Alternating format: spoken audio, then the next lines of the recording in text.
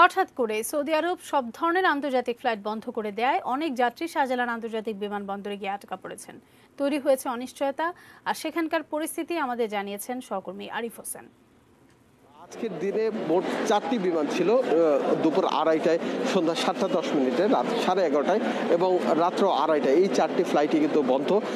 এখন পর্যন্ত আমরা বিভিন্ন মানুষের সাথে কথা বলেছি, এখানে যারা উপস্থিত ছিলেন, যারা সৌদি প্রবাসী, তারা কিন্তু কেউই আগের থেকে বাসায় বসে এ ধরনের কোনো তথ্য পাননি। তারা আসলে এখানে অপেক্ষা করছেন সুনির্দিষ্ট তথ্যের জন্য। তারা আদৌ কবে যেতে পারবেন, কবে নাগাদ যেতে পারবেন সে বিষয়টি জানতে চান, এবং যদি ফ্লাইট খুলে আগের মতো দুর্নীতির কোনো আশ্রয় নিয়ে যাদের পেছনে ছিল, যাদের তারিখ পেছনে ছিল, তারা যেতে পারবে অথবা তারা যেতে পারবে কিনা, এই ধরনের অনেকগুলো প্রশ্ন তাদের মধ্যে দেখা দিয়েছে। এছাড়া আরেকটি বিষয়, কোভিড-19-এর টেস্ট তাদের পুনরায় করা লাগবে কিনা সে বিষয়ে অনেকের মধ্যে প্রশ্ন দেখা দিয়েছে। সেক্ষেত্রে একটি বিষয় সিভিল এভিয়েশনের চেয়ারম্যানের কাছে আমরা এই বিষয়টি নিয়ে সুনির্দিষ্ট প্রশ্ন করেছিলাম। তিনি একটি বিষয় জানিয়েছেন যে যেই দেশে যাওয়ার জন্য, অর্থাৎ সৌদি আরবের সুনির্দিষ্ট যেই সিদ্ধান্ত ছিল, অর্থাৎ 72 ঘন্টার মধ্যে কোভিড-19-এর টেস্ট করিয়ে সেই কাগজপত্র হাতে নিয়ে সৌদির বিমানে ওঠা, সেই